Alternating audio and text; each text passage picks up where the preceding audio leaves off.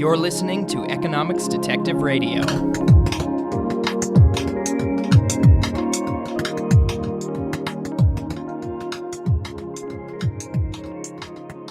My guest today is Joanna Szurmak of the University of Toronto. Joanna, welcome to Economics Detective Radio. Thanks so much. It's a pleasure to be here. So our topic for today is the second proposed bet between Paul Ehrlich and Julian Simon. Joanna has written a paper titled Care to Wager Again? An Appraisal of Paul Ehrlich's Counter Bet Offer to Julian Simon, along with co-authors Vincent, Geloso, and Pierre, both former guests of this show. We mentioned the original Simon-Ehrlich bet briefly in my conversation with Steve Horwitz, but let's start by talking about that original bet in more detail. Joanna, can you summarize the background and details of the original bet between Paul Ehrlich and Julian Simon? Absolutely, yes. And actually, we do need to know that to get into the second bet and the background of it. Now, Julian Simon was an economist, but he was also, among other things, a serious poker player. So what he was trying to do is he was trying to get his idea across to others. Now, Ehrlich and many others who were looking at limiting population and trying to get people to conserve instead of expand had what we could call a catastrophist outlook on the future of the human race. And to them, everything on Earth is a zero-sum game. If you're using resources, you're preventing others from being able to use those resources. So the more people, the fewer resources. Consequently, catastrophists and depletionists like Ehrlich were always looking at ways to limit population, limit growth, conserve resources. Simon was exactly on the other end of the spectrum.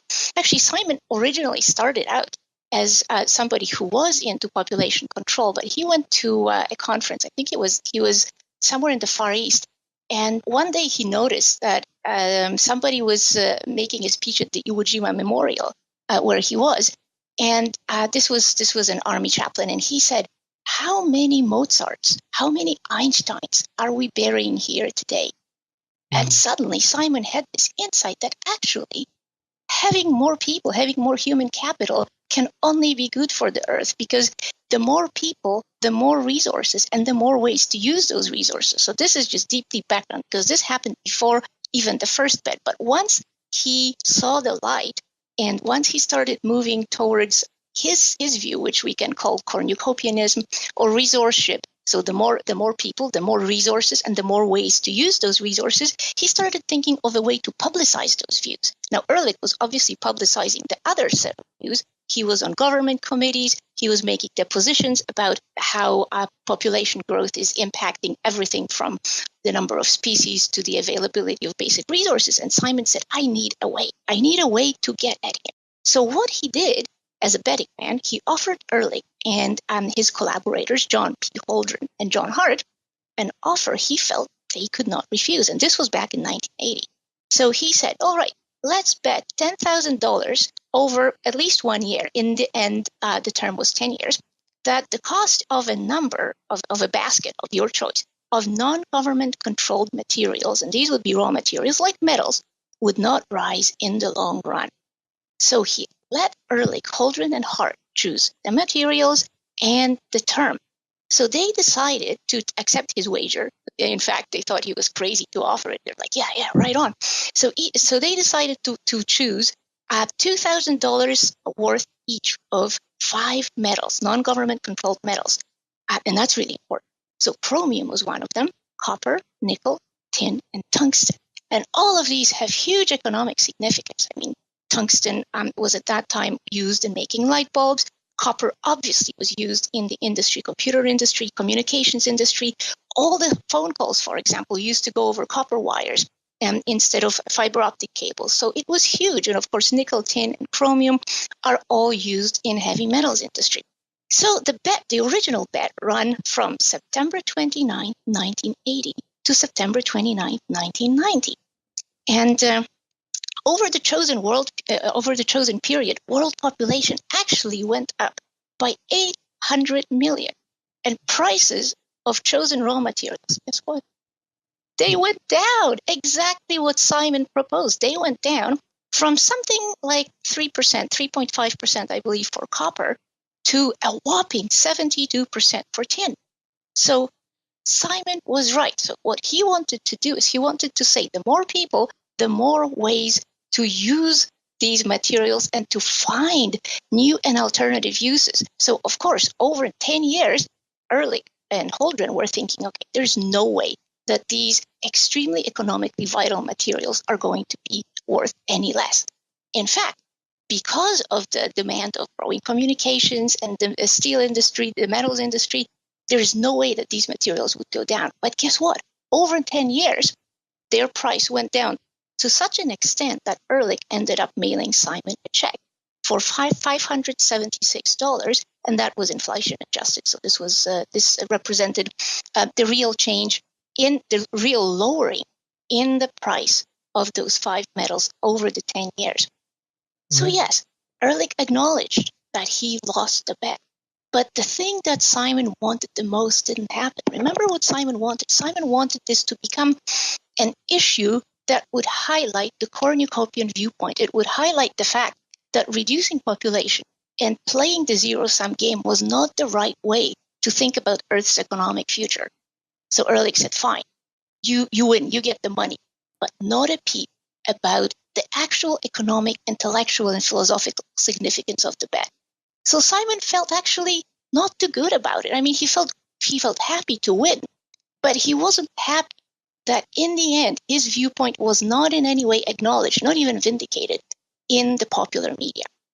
So that leads us to the beginning of the second bit, but go ahead.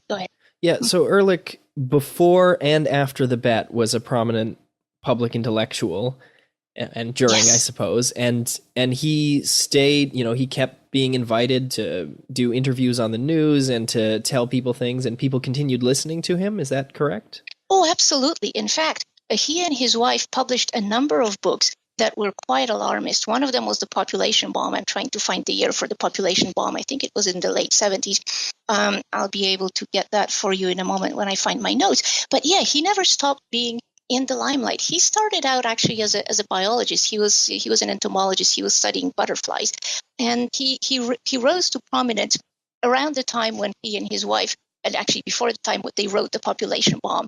So they became extremely well known, and they were known through the 70s as people were focusing on different crisis scenarios, and of course through the 80s. And in fact, Ehrlich is still active. Simon died. Simon died in 1998. That's one of the reasons why the second bet was really never celebrated and never came up to. First of all, he refused to accept it, but also he died through the term of the bet. Whereas Ehrlich is still alive and he's still publishing. In fact, when we're going to be discussing more of the claims of the second bet, we will come to the claim concerning living species on Earth, and there an article from 2015 has Ehrlich as a co-author. So he is still going strong and he's still publishing. Right. And I guess entomologists don't tend to become household names, but people who predict doom and gloom for the future of humanity do. So it's done quite well for Ehrlich to be this sort of, I guess, prophet of the end times almost. Oh, absolutely. And the funny thing is that when he first started predicting doom, the global problem that worried population forecasters and economists overall wasn't climate change in terms of global warming. It was actually global cooling. I believe in the late 60s, early 70s, there were a number of books with titles like The Coming Big Freeze and The Next Ice Age. That was one of the problems. And of course, the reason why many people forecasted that was the pollution that was obscuring solar radiation. So instead of worrying about the greenhouse effect and other ways that could affect the climate, most of the scientists were worrying about how much the reduced solar radiation would affect crops, so yields, so the available nutrition, human health, and whether or not it would induce an ice age. So that's how he started. So in fact, he has been a naysayer, a doomsayer for several decades, and he's still right there. But note, Garrett, this is quite interesting that he's moved away from climate. He started out worrying about people having enough food and the climate being sufficiently good so that the air, the temperature, and the available nutrition would be able to sustain the growing population. But now he switched over to issues such as deforestation and animal species decline. So in fact, when we're citing him in our paper, when we're talking about the number of living species on Earth, he is working together with other scientists like Ceballos and others to look at how can we overestimate the rate of extinctions.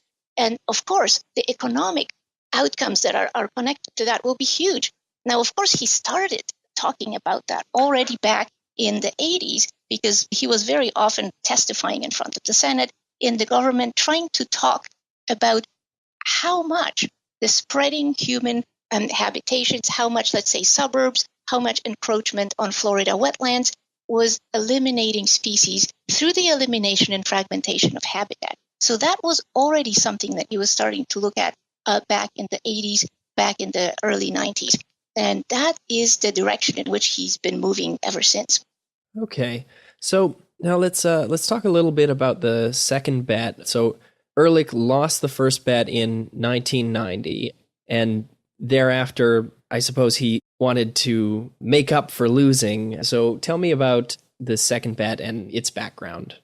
Oh, absolutely. And it's actually quite interesting how they're connected. So we said that it was Simon who, after he won, wasn't actually entirely happy with the coverage and the media. Now, Ehrlich was, of course, not happy about losing, but Simon was the one who was thinking about a rematch, once again showcasing the cornucopian and resource-ship viewpoints, and once again trying to show that population growth does not equal starvation and global catastrophe. So what he was doing, because there were actually a number of commentators who were arguing that Ehrlich would have won if he had used different 10-year periods, Simon said, okay, yes, that's possible. Shorter periods or different periods could have given Ehrlich the advantage. And he said, all right, I would like to bet again. And he said he'd like to bet on the notion that just about any trend pertaining to material human welfare, this is important, would improve rather than get worse using criteria that relate to long-term trends in actual well-being. And these would be measurable. For example, the number of calories available per capita, overall life expectancy, big measurable trends that have to do with human well-being. Now, Simon also wanted to use wide cross-sectional data sets, so several countries, many variables, to reflect a wide set of inputs. Ehrlich didn't like this. Of course he didn't like this because it was a little bit trickier and maybe not as winnable. And again, it didn't show his perspective, where he wanted to show that a catastrophe was inevitable with growing population. So he actually rejected a number of Simon's overtures, but he and his Stanford climate scientist colleague, Stephen Schneider, proposed instead to bet on a very different thing. 15 narrow environmental and health indicators that they picked over a 10-year period.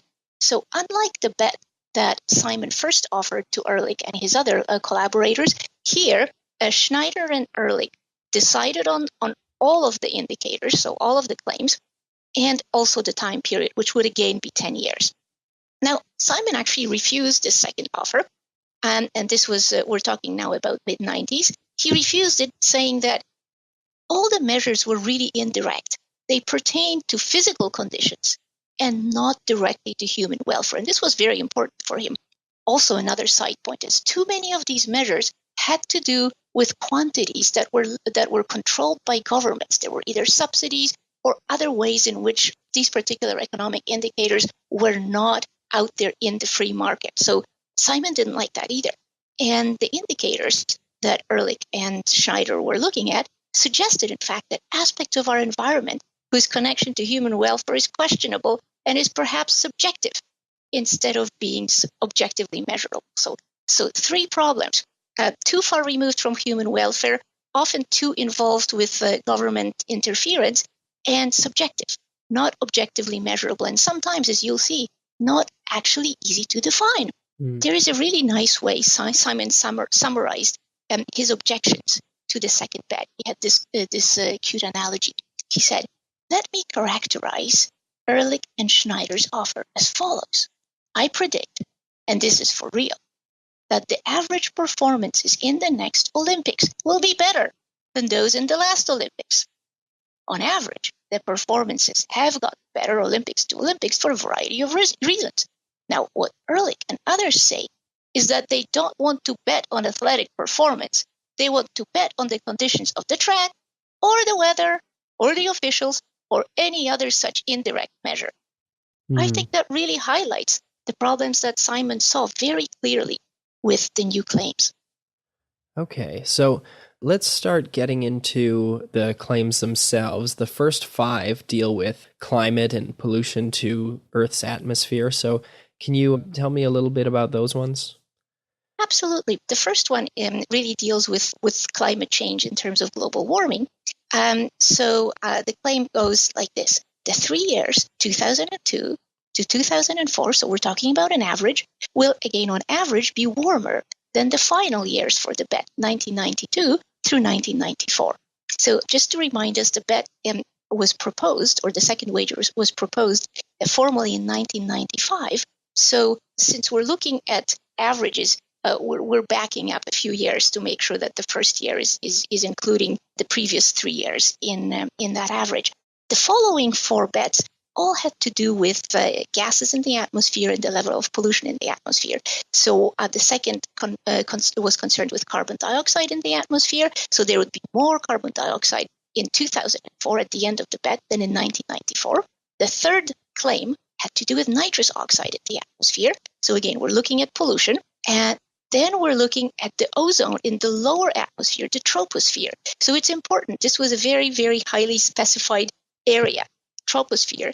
And what Ehrlich wanted here is the concentration of ozone in the lower atmosphere being greater at the end of the bet than at the beginning.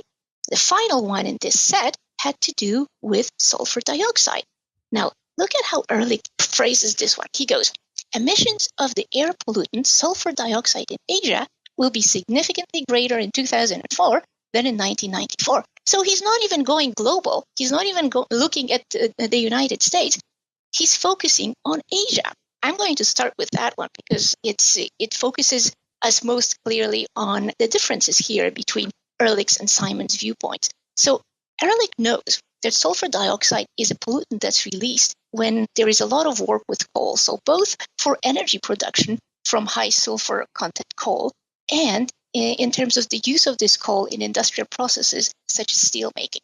So he knows that in North America, not only are there environmental regulations that are coming into use, and in fact, he's one of the people who are responsible for government passing some of the environmental regulations, but he also knows that Asia is industrializing very rapidly. So he's looking at China, he's looking at India, he's looking at their rising use of coal, and he's going, well, there is no way that sulfur dioxide content in the atmosphere or the amount of it overall will be lesser in 2004 than in 1994. So it's not only the fact that the population is increasing, but the industrialization rate is going through the roof. So you can almost see that this particular claim is really designed to be a win for Ehrlich and a loss for Simon. And if we look at the other ones as well, concentration of ozone, well, that one's interesting.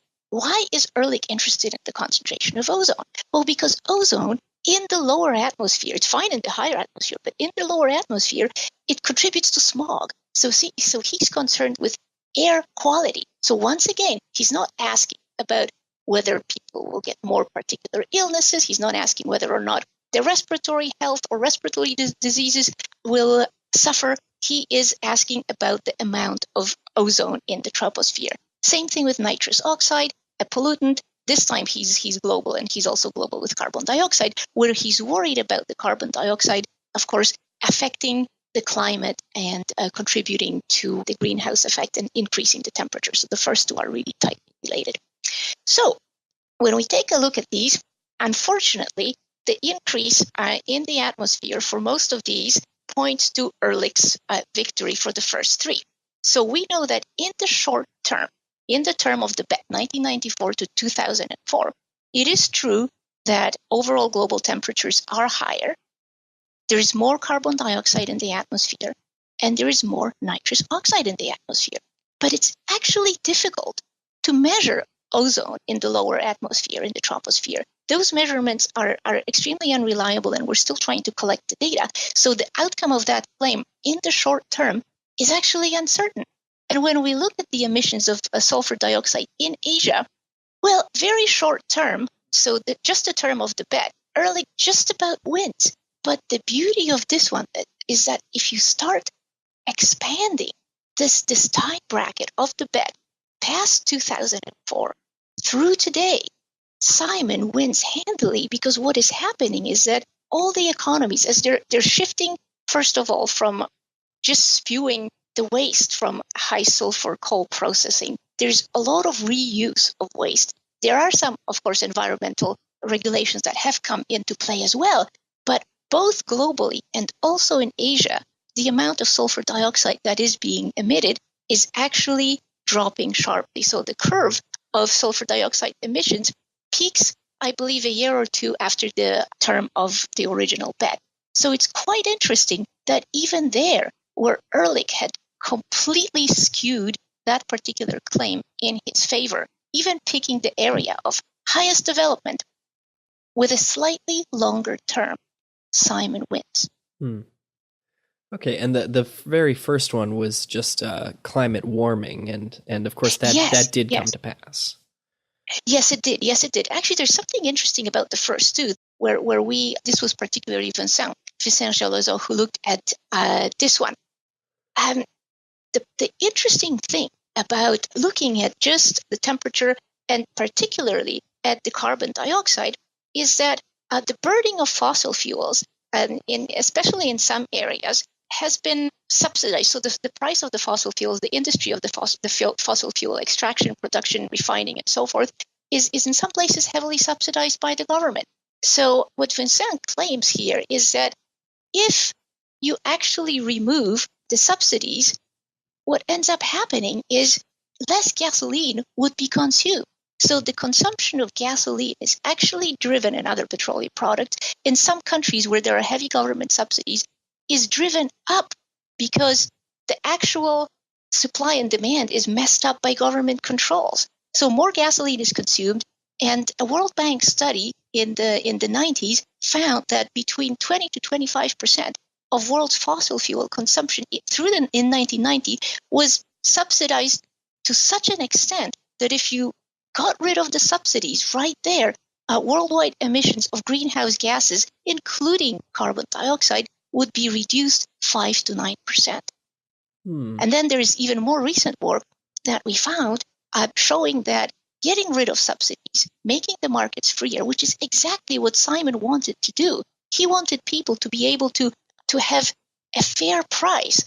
So not to depress the idea that there is scarcity, but to actually have people pay the price that they feel is worth for every one of these commodities, including petroleum products and other carbon-based fuels, right? So some of this recent work shows that abolishing the subsidies might actually cut down the overall volume of greenhouse emissions by 14%. I mean, that's huge. That is absolutely huge. Apparently, that is comparable to something like cutting emissions by 43% of that would be required from the energy sector. And these are data, I believe, from 2011. So these are very current data. Actually, there's one article here that we used from 2014. So here, Simon had a huge issue with Ehrlich's indicator precisely because it is not free of government interference.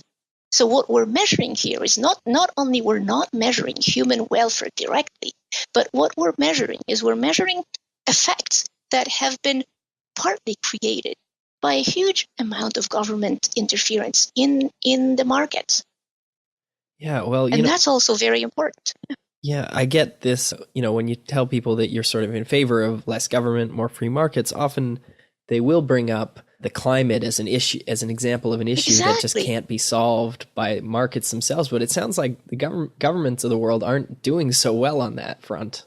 Well, you see, I think what's happening in many places is one hand giveth and one hand taketh away. Essentially, it's they're perhaps not integrating their overall footprint on their own footprint on what is happening, and they're not taking into account how, let's say, injecting money and allowing a certain part of the economy to grow thanks to certain subsidies actually affects the output. So that not only is that interesting, one of our other indicators here of the first five, when we're still looking at the sulfur dioxide, if we go back a little bit to the United States and to the history of pollution that's caused by coal burning industries, and by the way, as another side remark here, why Simon absolutely hated Ehrlich's and Schneider's claims has to do with the fact that he would have preferred to locate all the claims either overall globally or pick one part of the world. Now, you'll notice that Ehrlich and Schneider are jumping around between the whole world, between Asia, between developing countries, which includes different countries around the world. Simon wanted to look either at the whole world or at something like just the United States, because it's a lot easier to track the development, and then you're comparing apples to apples and not apples to oranges, as almost all the claims are doing. So getting back to the sulfur dioxide, in the United States, over the period of industrialization, there were different domestic coal deposits. I believe there was low sulfur coal and high sulfur coal. The low sulfur coal may be coming from places like Wyoming, and one of our co-authors here, Pierre, would know this best. Now, high sulfur coal would be coming from other places, including Appalachia.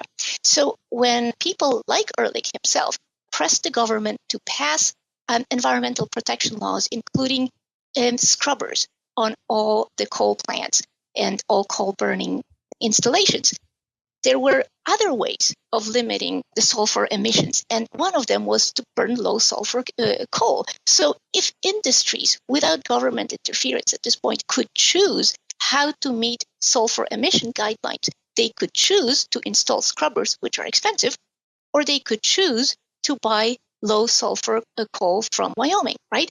But because the laws were passed, when they were and how they were, and companies would get punished for not having scrubbers, well, there was no incentive. There was no market incentive to get the low sulfur coal now. So producers of low sulfur coal, well, it's like, well, okay, fine. We can't market this as environmentally protective coal. So they lose out. Why not let the market decide whether they're going to buy high sulfur coal and introduce scrubbers, or buy lower sulfur coal and be able to meet guidelines this way? So you see, there are problems at every level where government ended up contributing to the outcomes that are part of these indicators. And that's just the first five. So we were able to show you that through the first five, not only are they indirect measures of human welfare, and they're quite removed, but they have a lot of built-in government manipulation, legislation, and interference. Okay, so let's move on to claims 6 to 8, which deal with agriculture and food production. What measures did Ehrlich and Schneider choose to focus on there?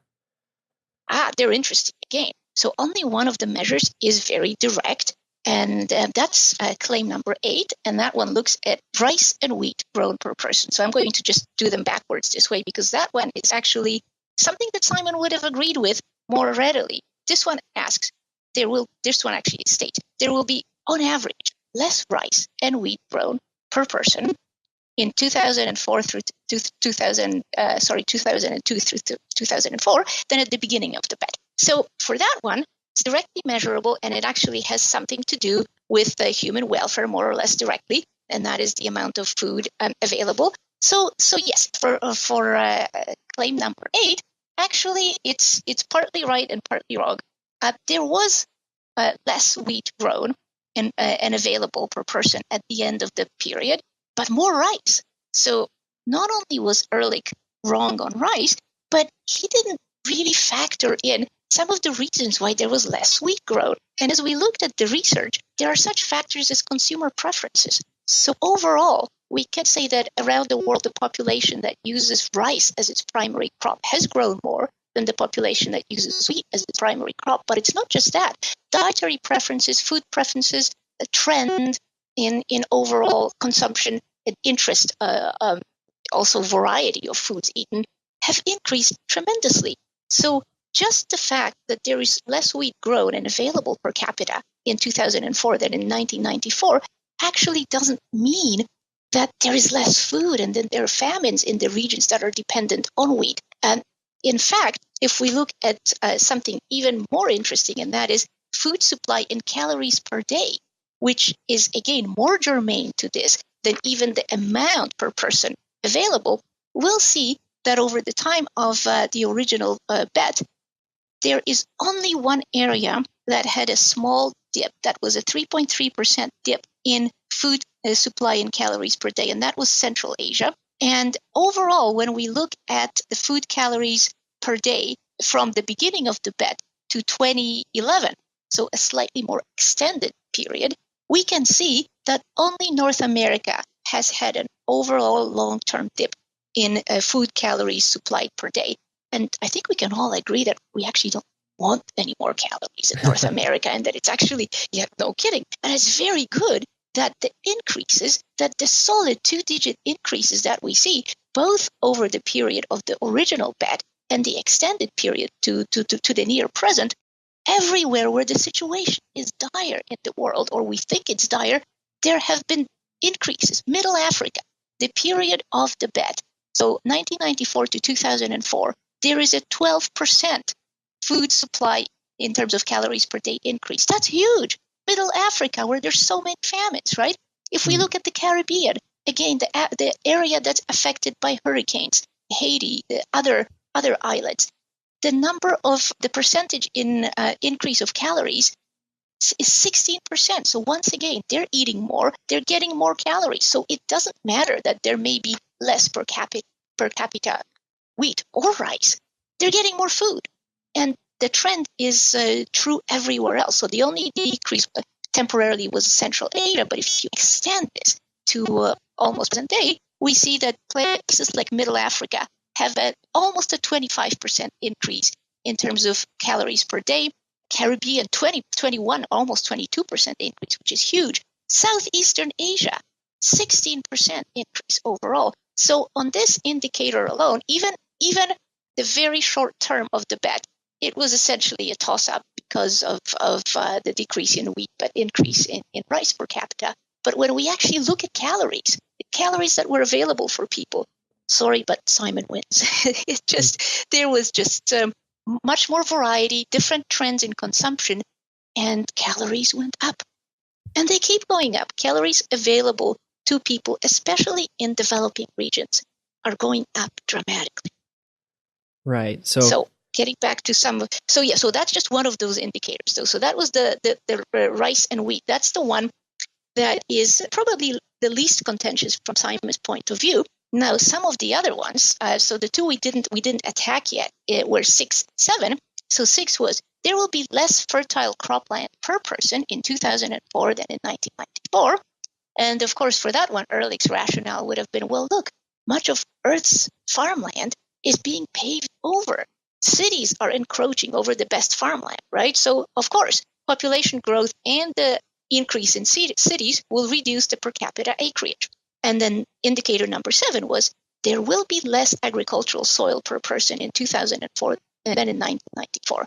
So the two claims are related. I'm just going to deal with them as we more or less dealt in the paper in one go. And Ehrlich is making an assumption, right? Because he's saying that what's important to get high yields in order to be able to feed the growing population and keep up those calories is the amount of land per person. So fertile cropland per person and agricultural soil per person. And here his concern was erosion.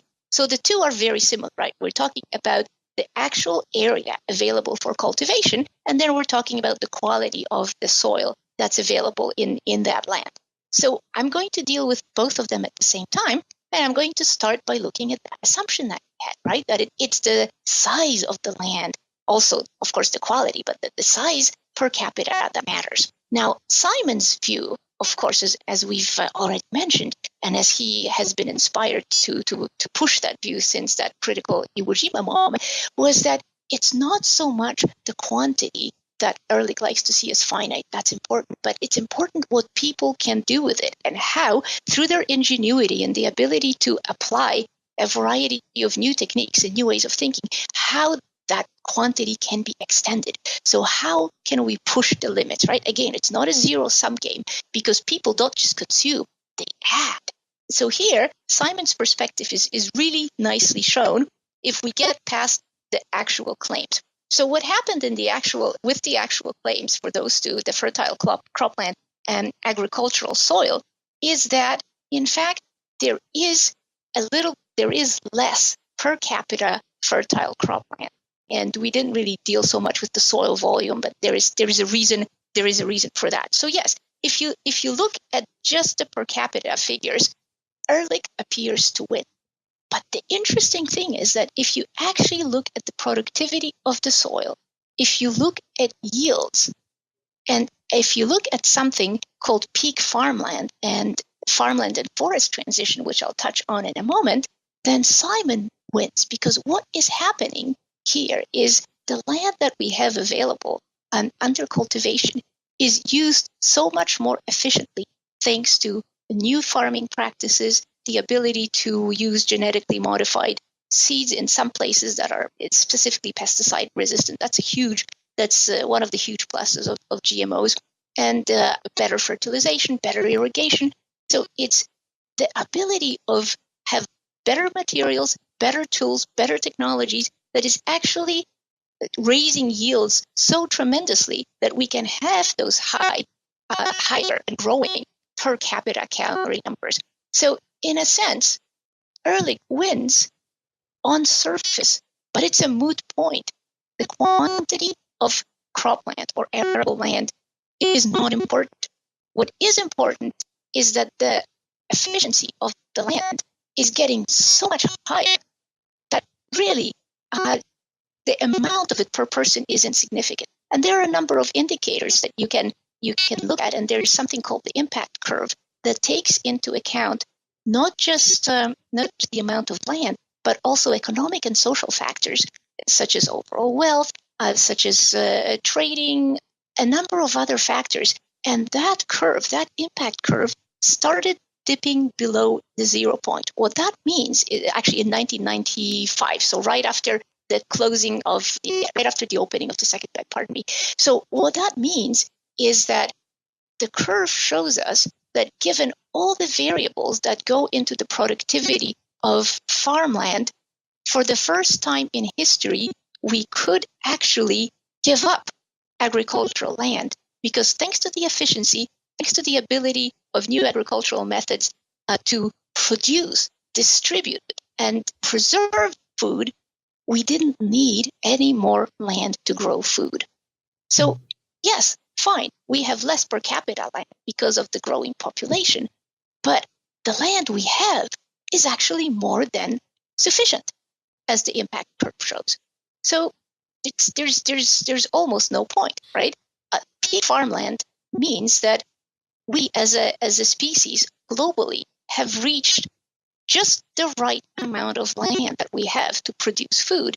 And any more gains in efficiency and in food production essentially mean that we can start releasing marginal lands for other purposes, building infrastructure, building cities, or, as it happens, and as we will prove in the next claim, also reforestation. So land can go back to nature, especially marginal land that was not very productive and that needed excessive fertilization and excessive irrigation can be released back to nature, can be reforested, and can become a natural habitat once again, and that is happening worldwide.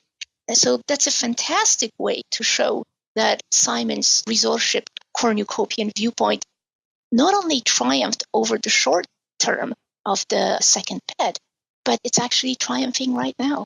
Okay.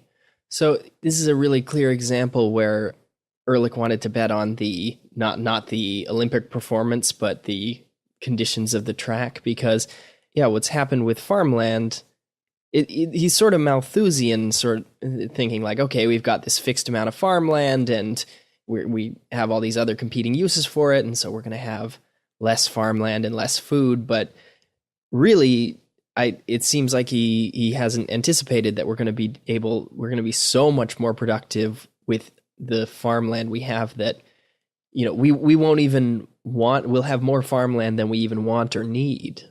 Oh, absolutely. Absolutely. And see, this is again where he shows his catastrophist chops. He really thinks that people are essentially like bacteria. They just keep on multiplying and using resources. But Simon's viewpoint here is exactly the opposite. Yes, people multiply, but guess what? With every single person comes more ingenuity, more innovation, more ability to change. And you made a fantastic point by saying that Ehrlich here shows himself to be absolutely Malthusian, right? Limited resources, zero-sum game. The more people, the fewer resources we'll have. So the less land, the less food, the less hope to see a way out of this. And Simon's resourceship cornucopian perspective really triumphs on this particular set of indicators or claims, because it's very clear that having the same land surface that we did, but just using it more efficiently and also being able to much more efficiently use the products. This is a point that's maybe rarely made, but it's one thing to grow crops extremely efficiently because of better fertilizers, better seeds, better irrigation, better machinery. But another really important point is that if you harvest well and you waste less, you also need to have better transportation and preservation methods that we now have. Refrigeration, freeze drying, very fast trucks, trains, planes. All of this also reduces waste, right? So we have more food, less waste, faster ways of distributing it. And all of this is essentially showing Simon to be right and his cornucopian perspective to have been absolutely correct. So Simon shows that people are not like bacteria breeding randomly on the earth and essentially covering its surface with this seething, helpless population that's crying for more food. No, Simon is showing Ehrlich up really well on this one that, yes, humans breed. But guess what? With every single new human comes a new array of possibilities. And that these, in fact, do add up to be more than just the sum of the parts. So the synchronicity that comes about, this interplay of human needs, human ingenuity, and the ability to develop them with a free market truly allows people to not only feed themselves, but to just keep growing and expanding the multitude of ways in which that can be done better and more efficiently. Okay, so claims 9 and 10 deal with forestry. Ehrlich and Schneider wanted to bet on the availability of firewood in poor countries and on the amount of virgin tropical moist forest in the world. Let's start with the firewood claim. This one puzzled me a bit. Why did they think firewood was important? Well, once again, I think Ehrlich is looking upon people as these helpless, hapless creatures who are always going to be doing the things that they've been doing for centuries. So there is such a thing as a fuel ladder. And people who are not yet industrialized, people in the developing or barely developing countries, are definitely going to need fuel in order to cook their food and to heat themselves. So on that fuel ladder, the bottom steps of the fuel ladder are fuels such as animal dung and wood. These don't have a big punch in terms of delivering a lot of joules of energy per weight. So you need to get a lot of volume and weight of these types of fuels, these low efficiency fuels at the bottom of the fuel ladder, in order to achieve your energetic goals, so cooking, heating, and so forth. So Ehrlich is foreseeing that most of the world, and most of the world is still in the developing world, is going to be using these low caloric punch, bottom of the energy ladder types of fuels like dung and wood. So of course, I guess dung is one thing. He's not going to get into how many animals per capita people are going to keep,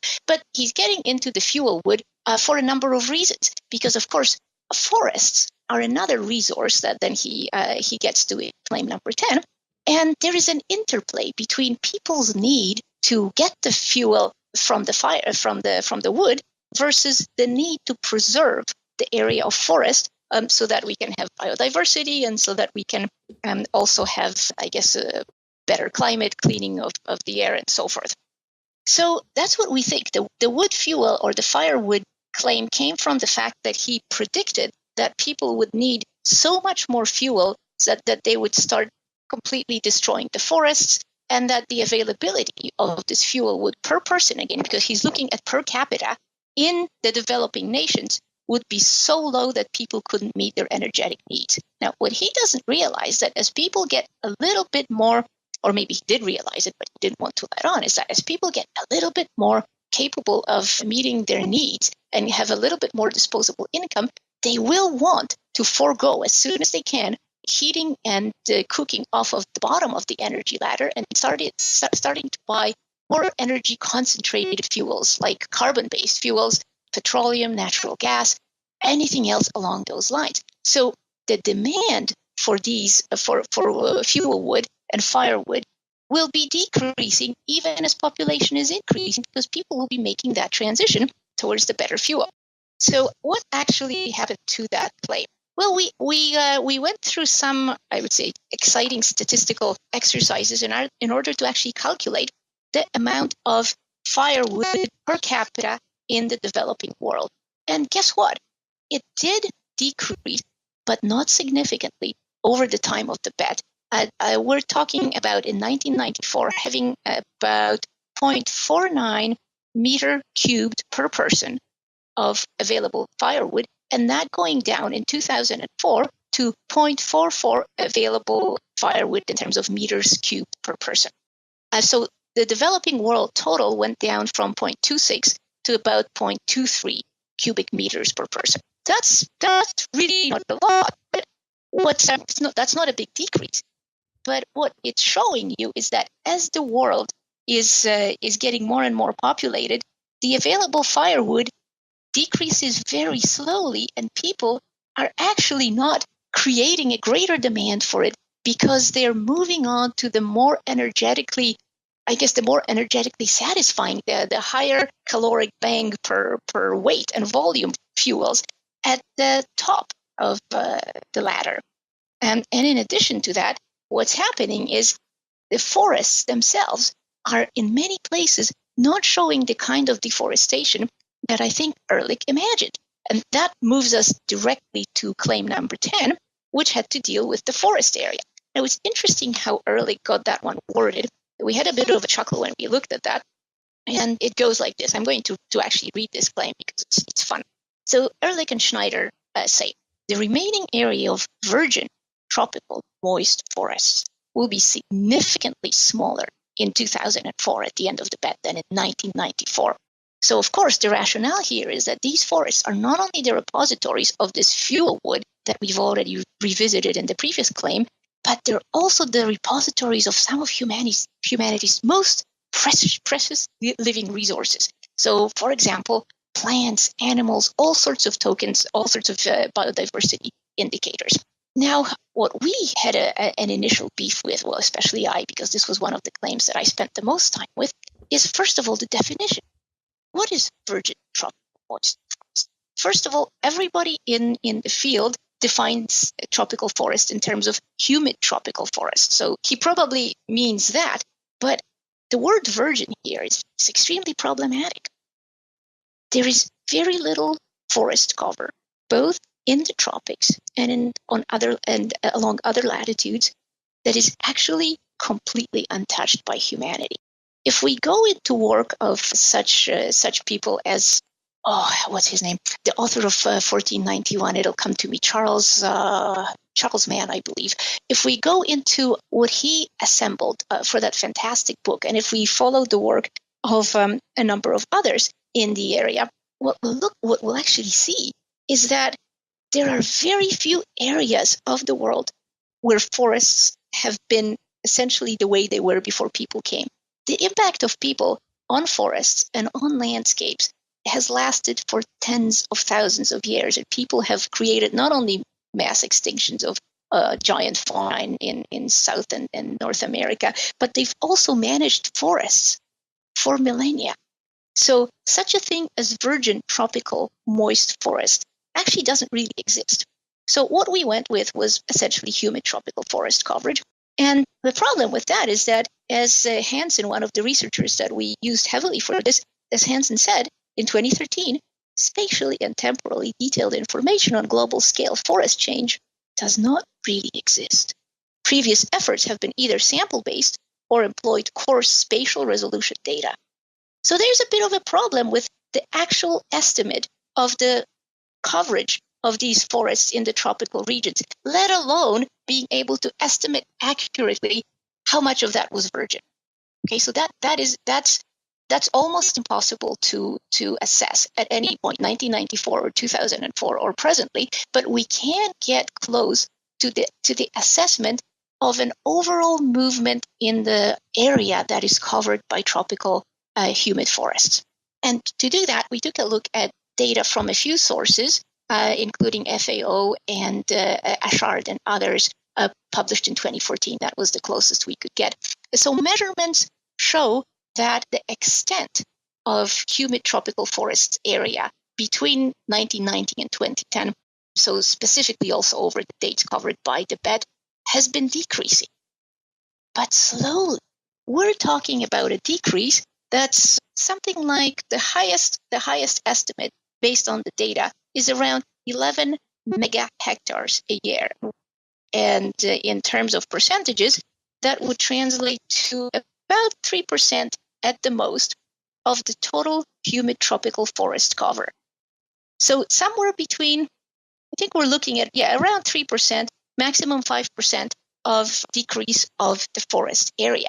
Now, that, of course, includes some regrowth, and it also includes the fact that it's very difficult to get this number exactly, and measurements are still really hard to interpret, actually, and they're difficult to collect, especially just over the tropical area.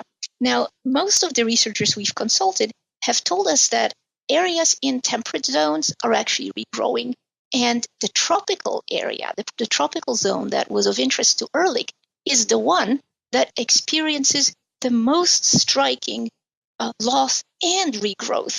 So this is a dynamic forest, and looking at losses or gains in this area is really subject to change over sometimes even fairly short periods of time. So the forest there is in flux.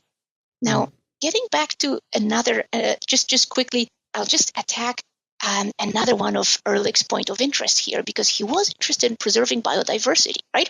So even when we say, yes, overall the forests are basically, they're in some flux, but only 3 to 5% may be decreasing. So you can say that there's some large, stable swaths of forest that is regrowing. Whether it's being managed or not managed is a different question. But very little of it is virgin, and a lot of it is in flux. But so what about the species? What about biodiversity? Well, we took a look at research by R. David Simpson and some of his collaborators like Colleen Kraft in 2001 to take a look at something called biodiversity prospecting. And apparently, to somebody like R. David Simpson, who styles himself a biodiversity prospector to a large extent, apparently the marginal value of additional species, so finding and using additional species, would be only high if there were no substitutes for those biochemical properties that biodiversity prospectors are looking for. However, as Smith and his colleagues note in their research, it is actually fairly difficult to assess how unique the species are. And in fact, most species produce just a range of fairly common properties or biochemical outputs, as it were. And given the fact that you can essentially substitute, let's say, one species from a genus with another species of a genus to produce something that is recognizable and viable, Simpson says that, given this, will the additional biodiversity be helpful in search for new products? And in 1997, he said, not very.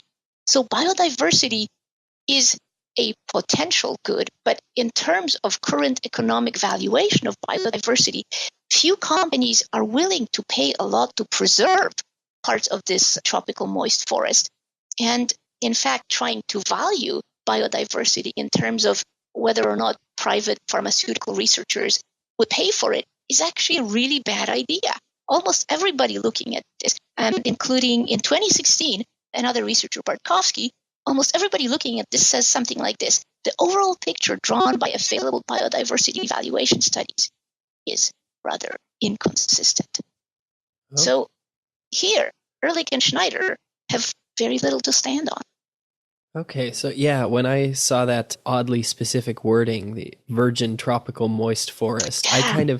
I assumed it was like a standard classification, kind of like West Texas Intermediate for oil, but for forests. But exactly. Yeah, that is very, very strange that he would pick such a wording. And it's really unmeasurable. And we also see from people like Mann and Faegre and other researchers who look at human change and human effects on landscapes and biomes over millennia. It's really, really difficult to say that anything we've got here is virgin.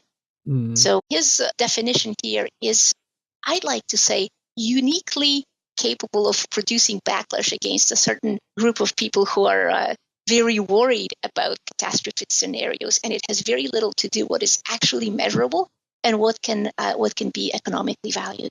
Mm-hmm. So claim number 11 is about fisheries. He claims that the oceanic fisheries harvest per person will continue its downward trend.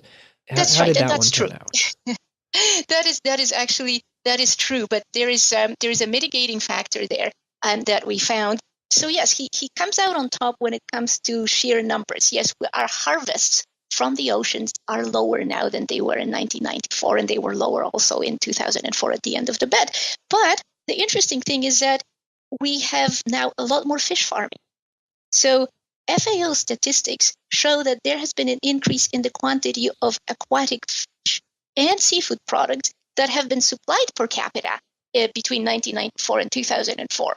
So again, Ehrlich is looking at an indicator and tweaking it to translate into human welfare. He's saying wild harvests from the ocean versus human welfare. People will have less. People will have fewer wild species to eat in 2004. Therefore, they'll be worse off. And Simon says, wrong.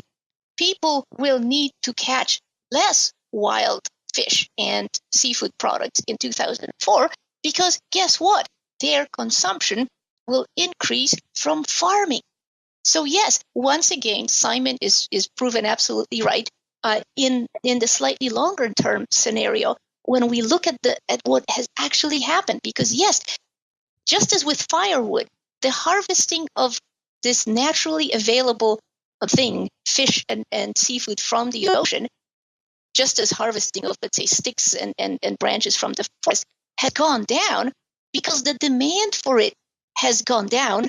Why? Because we have alternatives that are available that are actually better and more economical. So in terms of fuels and other fuel options are available. In terms of fish and seafood, we have farmed everything. We have farmed clams, we have farmed salmon, everything almost except for cod can be farmed to one extent or another. And the actual supply per capita has been increasing. Okay, so it may seem, just by limiting your view to oceanic fish, that things are getting worse, but then you look at all the fish in our diet and much of it now being farmed and a growing proportion of it being farmed, and things are looking up in terms of seafood. Oh, absolutely. Just as they're looking up, as we saw, in terms of yields per capita, and just as they're looking up in terms of calories per capita, right? So once again, we've got more calories, we've got more fish, and we've got more base cereals supplied. So the indicators themselves chosen by Ehrlich are once again, they're misleading. They're not really measuring what we should be measuring, which is human welfare. So claim number 12 is that there will be fewer plant and animal species still existing in 2004 than in 1994. You touched on biodiversity a little before, but how did this bet turn out? Oh, this is a fascinating one. I love this one. I love this one because it has a really fantastic cast of characters. And here we're going back to Ehrlich's early advocacy. So why was this claim included? Of course, once again, Ehrlich and Schneider were thinking, well, we're worried about biodiversity. We're worried about having fewer and fewer organisms. The way they put it was being the working part of humanity's life support system. Now, Simon didn't directly address this in any of his rebuttals, but we know that Simon's been extremely involved in species extinction literature for a number of years. In fact, I think he may have been in on it from the early 80s, and he co-authored with a political scientist, Aaron Wildavsky, a number of works specifically on that topic. So he's always been interested in this. Now, I'm going to give a tiny bit more of historical background on this one because it's just too interesting. So in the 70s, actually, I think it was 79, Norman Myers had published this very influential work called The Sinking Ark. And he estimated a crazy range of extinctions. I think he said something like up to almost 2 million extinctions out of a present between 3 to 10 million species. So he's essentially seeing a species holocaust, just total wipeout of species. So people like Ehrlich were reacting to that. And in fact, that was one of the major points at which Ehrlich went to speak directly to U.S. policymakers. And Simon wrote in a 1996 work, actually just shortly before his death, he wrote the following about Ehrlich's advocacy. Edward O. Wilson and Paul Ehrlich actually asked that government act to reduce the scale of human activities. More specifically, they want us to cease developing any more relatively undisturbed land, because every new shopping center built in the California chaparral, every swamp converted into a rice paddy or a shrimp farm means less biodiversity, right? So this was Simon directly responding to what Ehrlich was saying. And in this discussion, in Claim 12, we're bringing to bear an expert who was also involved in that particular early 80s brouhaha over the sinking ark and Ehrlich's advocacy. And this expert is Nigel Stork. Now, Stork has been in this field for decades and decades, and he was actually responding in the early 80s to Ehrlich's work, this Ehrlich wrote with his wife, called Extinction, the Causes and Consequences of the Disappearance of Species. So as we see, Ehrlich has had a horse in this fight since the early 80s. Stork responded to this book, to Extinction, publicly, and he noted that not knowing precisely how many animal and plant species there are on Earth at any given time makes these kinds of statements about mass extinction and also conservation and accountability about species extremely difficult, especially given that Ehrlich's warned that the habitat destruction is going to continue and huge amounts of species will be eliminated. So right away we see that the basis of this claim is not even so much the number of species available, the number of species changing between 1994 and 2004. It's actually even being able to estimate what the number of species is and whether or not there's any way we can know it. So long story short, Stork, still working in the field through the 90s and even up to the present, says that this is really the crux. Do we know how many species there are? And how can we even calculate them? So Stork told us that we have, in 1993, he had a pretty good estimate that we have between 1.5 to about 2 million described species, and there may be some uncertainty due to counting some species twice or so. And now we have a rate of new species being added as being around 13,000 per year, and there are still so many species we don't know.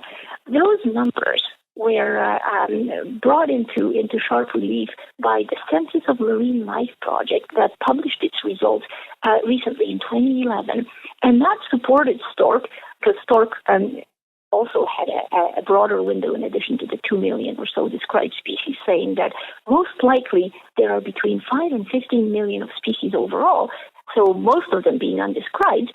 Now, Census of Marine Life project estimated in 2011 that the actual number may be closer to 8 million species, plus or minus about 1.5 million, with something like 86% of all terrestrial species and more than 90% of all marine species are still being unidentified, undescribed, and completely not provisioned within the existing taxonomy. So what this brings us to, in short, is the impossibility of estimating, first of all, the number of species extant in 1994 and in 2004, and then having a really good sense of how many of those have truly disappeared. So we can only know some of the species that have become extinct, but we know that our actual knowledge of species is somewhere between 10-15% of all species that might yet exist. So the only way we found to really play with Claim 12 is to go by known extinctions. And in order to do that, you essentially have to work with something called the Iucn red list of extinctions. And that red list has shown us that there are only approximately 1.5% of species well known to science that have become extinct in the about 20 years or so since Iucn started very rigorous documentation efforts. So that's not a lot. And the funny thing is that that's exactly what Stork says. Stork says not that many species have become extinct. He was interviewed in 2013, and he actually said this: surprisingly, few species have gone extinct to our knowledge. Of course, there will have been some species would have disappeared without being recorded, but not many, we think. Well, actually, we know that we only know about 10 to 15% of all species, so I think there would be quite a number of them. But again, it would be probably proportional, right? So these rates are not very low, not very high. And then what happened is when we looked at the rates over the time period of the bet, they didn't increase. They didn't really change much. Yes, there were still more species extinct in 2004 than in 1994, but the differences were again on the order of 1.5% per number of known species. And then the number, that extinction curve, if anything, is flattening or stabilizing instead of becoming stratospheric like Ehrlich predicted in the 1981 book Extinctions. So we're not seeing the tremendous loss of biodiversity that was predicted by any of the books published in the late 70s and early 80s. So that proves Ehrlich to be long-term wrong, even though in the short term, we did give him the bet period victory that, yes, there are slightly more extinct species, 1.5% more extinct species in 2004 than there are in 1994. But when you look at the long-term trends, the mass extinctions that he, Life, and others were predicting in the 70s and 80s are not happening. Well then, guess what Ehrlich did? And I mentioned earlier that Ehrlich is still interested in a lot of these topics, and I think he's in his 80s. He's still publishing. So one of the papers that he was a co-author on is a study by Tobias and others that was published in Science Advances, in June 2015. And this paper is particularly alarmist. And listen to the title: Accelerated Modern Human-Induced Species Losses Entering the Sixth Mass Extinction. Now wait, how can he justify that, given that Nigel Stork and other experts who have been looking at this since the 70s say that the extinction rates are, about 1.5%. That's exactly what the IUCN Red List data also tell us. And more interestingly, if you look closely at that particular article, and if you're interested, I'll send you a link to that as well so that the listeners can take a look at it. Ehrlich himself, with Tobias and with the other co-authors of the 2015 study, gets the same kinds of between 1.5% and 3% extinctions based on the IUCN Red List data that he also uses, right? So we use exactly the same data as Ehrlich. So wait a minute. Why is there this sixth mass extinction? Okay, now I hope your listeners are going to love it as much as I did, because what we did is we took a look at one of the measures that Ehrlich and Tobias and others developed in the sixth mass extinction article, just to make it seem that the 1.5% to 3% extinction rate is not the real way of looking at things. So they come up with this measure, which is called Extinction per Million Species Years, EMSY. So it's E over MSY. So they say that it's better to use this, and there are other researchers, for example, Stuart Pym, who is also very much with Ehrlich, somebody overly concerned about catastrophe species loss scenario. So Pym actually in 2014 said the following thing: given the uncertainties in species numbers, and that only a few percent of species are assessed over their extinction for their extinction risk, we express extinction rates as fractions of species going extinct over time. Extinctions per million species years, rather than absolute numbers. Okay, so some of this reasoning might make sense, but the problem is that when you're using a fraction like this, whatever you have on top in the numerator is going to be a fairly low number, because that's the number of extinct species, and then what you have in your denominator is going to vary wildly depending on how many species there are, and for how many years can you say that these species have been around, or for how many years you've known them. So guess what? They calculate two things using this. And I know that it's hard to listen to numbers and math being rattled off without visuals, so I'll try to be brief. But just to get this picture, if you have very few extinctions, but you're already using the million to inflate the denominator, and the species times the years is a very big number, because you're doing a background rate based on all the species in the world and all the years these species have been alive. You're going to get a tiny, tiny number, a background number of extinctions per million species years. So that's in fact what they get. So Kim and Ceballos and others calculate these very low background extinction numbers based on these huge, huge, huge denominators. And those low numbers are between 0.1 and 2 extinctions per million species years. Now, it's the way they use this metric on currently living and changing species. It really has me pulling my hair out, because instead of including the years for which the species have existed, they include only the years for which humans have been keeping track of a species. So there could be a huge taxon, in fact, several groups or several taxa of creatures that have been living for millions, if not billions of years. And because people have been documenting them, let's say for 80 or 100 years, that number in the denominator is a lot smaller than it is for the background rate. So let me just stop it at that. Manipulating the numbers that go into the denominator of that measure, the new measure that they've arrived at, makes extinctions of currently known species several orders of magnitude larger than extinctions you'd say the background extinctions of species overall over Earth's geologic time. And that is an extremely unfair way of calculating and comparing numbers. Essentially, once again, they're comparing apples to oranges. And the calculations for oranges come out very, very alarmist. And all you have to do to change the results by an order of magnitude is to mess around a little bit, let's say, with the numbers of species that you think you know. So be conservative and say, well, no, I don't think we know 10,000 birds. I think we only know 8,000 birds. Or say, well, no, we've only been documenting these birds for 80 years instead of 10 years, instead of 100 years. And your number will come out to be something like an extinction rate of 107 extinctions per million species years, let's say, for amphibians. Wow, the way you're calculating it is nothing like the way you're calculating your background rate. So it's using numbers like these and getting these numbers to be hundreds of times larger than the background rate.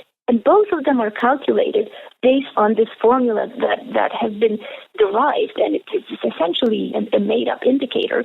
So tweaking the calculations a little bit and making the denominators much, much smaller for the currently extant species gives hugely inflated extinction rates that then lead these scientists to write articles like entering the sixth mass extinction. So instead of relying on numbers that we have from Iucn and saying, yes, there are extinctions, that's not great, but we can work on that, we inflate these numbers to get these hundreds of extinctions per million species years, which are essentially meaningless because of both the errors in the estimates of extant species, and their stock, and this hugely contentious and essentially out of a hat number of years that the species has been documented. Why not years the species has been known in the fossil record? That would have been a lot more valuable. But that would give an extinction rate that's a lot lower. Okay. So it seems like it's very sensitive to your choice of measure and your choice of assumptions, which makes it a very bad measure. Absolutely. So the measure itself is so subject to very subjective, essentially non-scientific inputs that it's useless. And at least to us, it's useless, although it's extremely alarming to others. And essentially, it still tells us nothing nothing more than the IUCN data about the actual numbers of species either extant or truly gone. So claims 13 and 14 deal with health, which I think Simon might have approved of more, although the specific measures are maybe not specific enough. But yeah. With a small caveat. You see, Simon didn't actually like picking and choosing diseases, and he also didn't like picking and choosing survival rates in particular. Well, let's say focusing on survival rates or incidences of a particular illness. And he used a specific example about it. Let me see if I can find it for you. So he said, rather than betting on deaths from something like heart attacks or AIDS or hang gliding, let's bet on life expectancy. It's the relevant indicator, and it is well measured.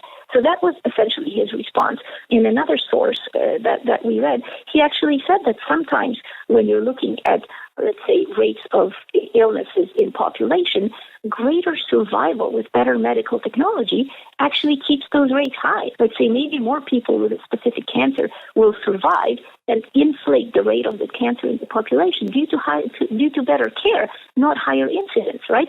So it's really hard to deal with these numbers without the context. So he just wanted life expectancy, period, globally. So yeah, I suppose it's a better metric, but it's also one that Simon didn't like. And the way the metric was worded by Ehrlich and Schneider was more people will die of AIDS in 2004 than did in 1994. As the disease takes its toll of already infected individuals, continues to spread in Africa, and takes off in Asia. That was a long claim. So in terms of the raw numbers, they were right. As the worldwide number of deaths from AIDS actually peaked in 2005, so right after the bet closed, right after the period of the bet expired. But what happened then? Well, if the trend peaked, that means after that, AIDS mortality started decreasing. So they were right, but if we look at long-term trends, AIDS mortality has been decreasing. Right, and you also graph the number of new HIV infections. Can you talk about that? Yeah. Yes, absolutely. Now, if Ehrlich and Schneider actually asked about infection rates, so if they had actually said more people will be newly infected with AIDS in 2004 than in 1994, Simon would have won handily because the new infection incidence reached its peak way before the end of the bet. It was, in fact, in 1997. And since 1997, it has fallen by 33%. If we had looked at new infection rates, 2004 new infection numbers were decisively lower than those for 1994, and this is UNAIDS citing its own stats for AIDS globally. So not just Africa, not just Asia, but globally. So in fact, they picked the one indicator that was, in a sense, less indicative of the huge strides that humanity has made in treating AIDS and being able to help both the survivors and, most importantly, to prevent new infections, right? Because that's what we care about. I mean, is this disease under control? Yes, people are still dying because a lot of them got infected, but they're living longer, so they're spreading that mortality over a longer period of time, but many fewer people are not getting infected. So the infection rate has been falling steadily since the mid-1990s. And that seems to us to be almost more important than the fact that there's still mortality from AIDS. And really the whole question of picking one specific illness and looking at that as an indicator of human welfare once again brings to the spotlight Simon's insistence of picking more inclusive, more integrated measures as opposed to focusing on just one disease. So claim number 14 is that this is a bit of an oddball one. Sperm counts will fall and reproductive disorders will rise. Oh yeah, that one's fantastic. I'm saying it's fantastic because there's really interesting data on this. We actually, in our analysis, I know it's both sort of scary and really interesting to read about it. But in our analysis, we didn't look at reproductive diseases quite as much as sperm counts because it was actually a lot harder to find good data on reproductive illnesses. and especially since they don't specify whether they're interested in reproductive disorders of males, females, both genders. It's just a huge, huge umbrella to look at. So we focused on the sperm counts since they were so very specific about that. And they actually had a rationale that they included in their original wager description, and it was this. Over the past 50 years, sperm counts worldwide may have declined as much as 40%. So once again, we're going into the species will die off by 2020.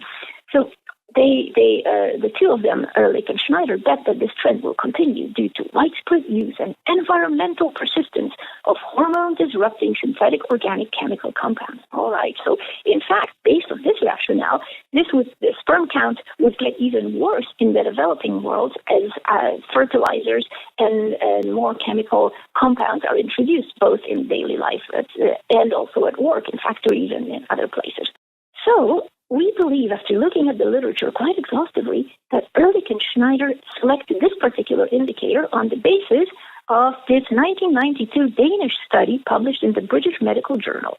And this study by Carlsen, Geertsman, and Keiding and Skakebeck actually did document a long-term sperm decrease. But guess what? They were looking mainly at some world populations, not overall world population. And sperm count assessments since then were reassessed again in a multitude of meta-analyses and meta-studies, specifically Daniels and Cooper. And it's actually been very difficult to conduct them ethically and reliably. The very best meta-analysis of human sperm data is provided by Swan, Iucn, and Fenster. They had a couple of studies, 1997 and 2000, and they were absolutely rigorous.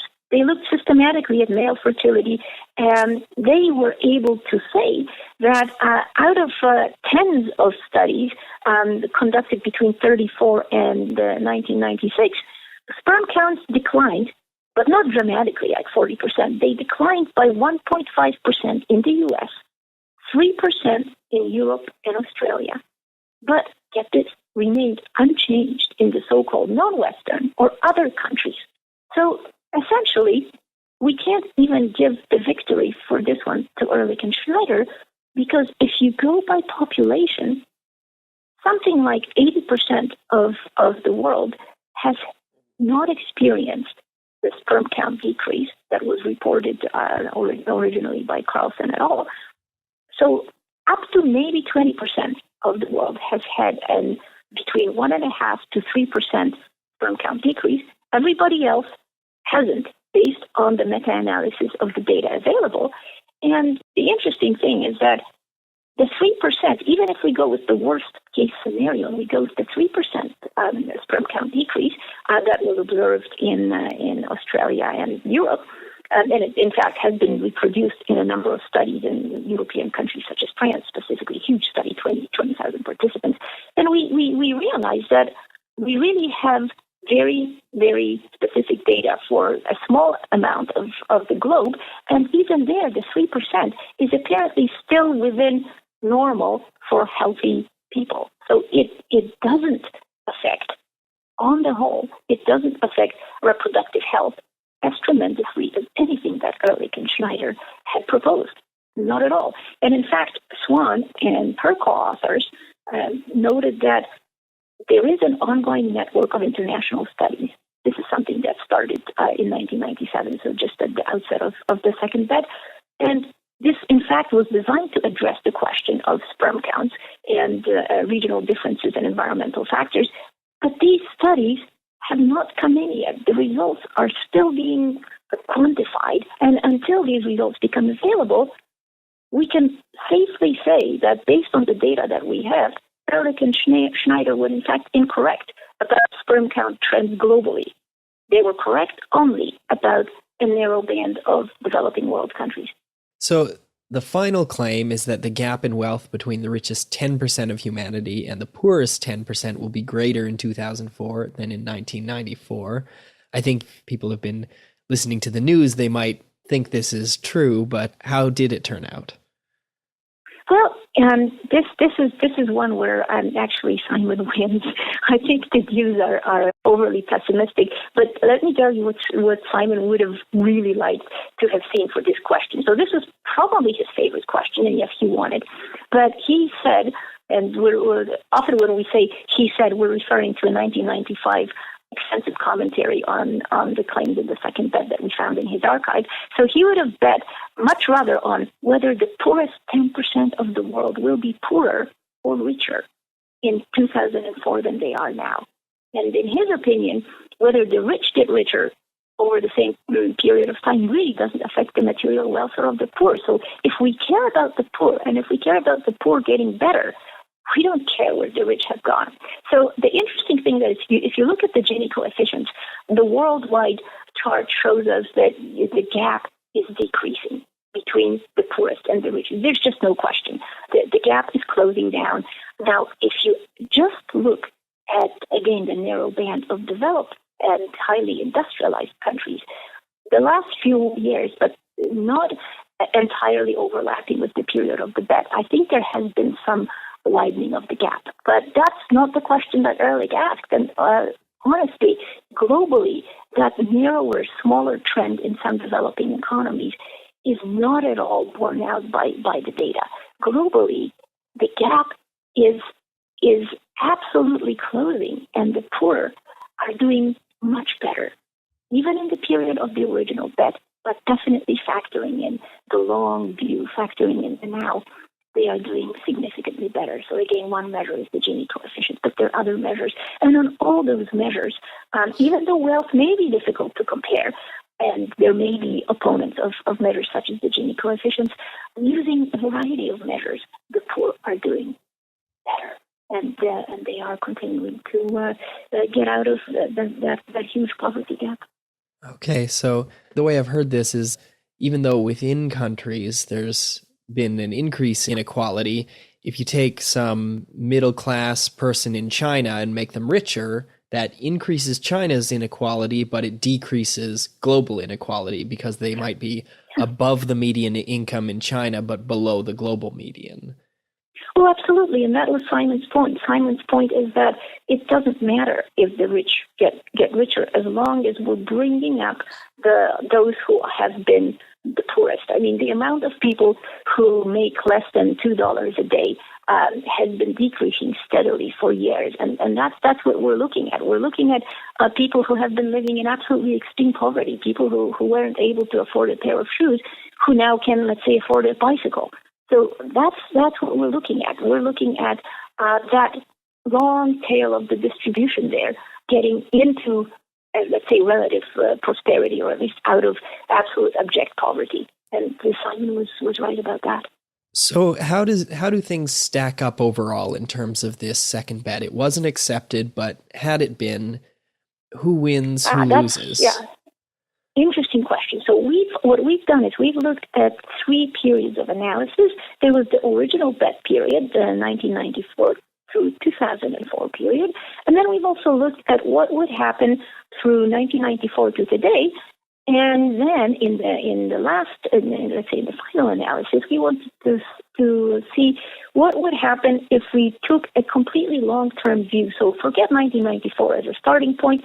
We just want to consider what the trends are, considering that indicator and that set of themes, and in the long term, and considering Simon's and Ehrlich's views. So for the first set, just within the period of the bet, so 94 through 2004, it's actually almost a draw. It's very hard to say who the winner is, because Ehrlich wins 6 claims absolutely cleanly. There's no question. The first 3 absolutely cleanly. Claim number 9, which, if we remember, that was less firewood. Yeah, we gave him that one, even though it seems irrelevant. He wins that completely. He wins 12 and 13, which is the one about species and the AIDS mortality. But other than that, Simon wins 6. There's one draw. That's claim number 10, the virgin tropical moist forest. We really couldn't, well, we could have given it to Ehrlich, I guess, but honestly, the whole term is so badly defined that in the end we said, you know what, this one's a draw. and 2 are uncertain, and the ones that are uncertain are claims 4 and 5. So the ozone in the lower atmosphere, in the troposphere, could not be measured. And with respect to the sulfur dioxide emissions, we were so close in 2004 to completely decreasing the sulfur dioxide emissions in Asia that actually that one, it was too close to call. There was a definite trend of a decrease, and globally the decrease was huge. So that one we decided that it was too close to call and uncertain. Now, when you look at the period between 1994 and today, well, Simon's the clear winner. He wins 9 claims. Ehrlich still wins 5. There are none that would be a draw, and 1 remains uncertain, and that's the only one that remains uncertain is the claim about the ozone in the troposphere, because again, we don't have any new data about that. The ones in the longer analysis that Ehrlich still wins are the first 3, dealing with the global temperature and the gases in the atmosphere. Again, the firewood one, the data doesn't change, even though, again, it's the significance may be debated. And the claim on fewer and animal species. Yes, there is a slight trend towards an increase in extinctions, but again, it's not catastrophic.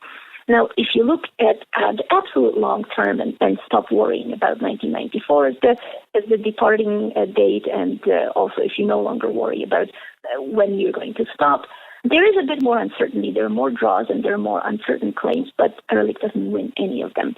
They're either net wins for Simon or they become harder to settle as new data and larger global changes are factored in.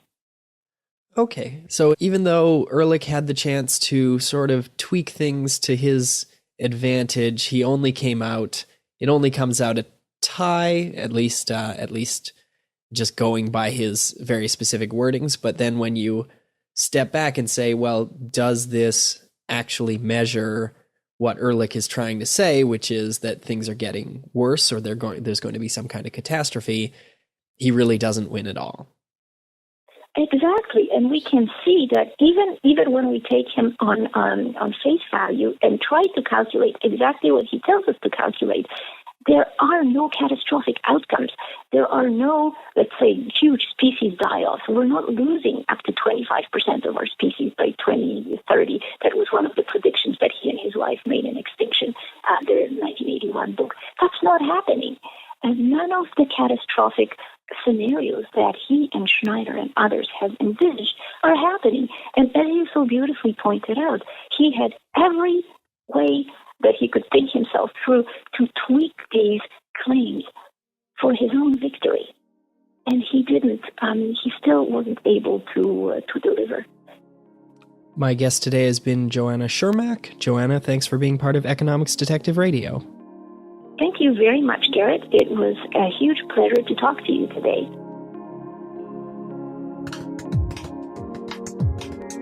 Thanks for listening to this episode of Economics Detective Radio. If you want to learn more about this subject, I'll have plenty of links over at economicsdetective.com/bet. That'll be the show notes page for the episode. Special thanks to everyone who supports the show on Patreon. The latest supporter is Daniel.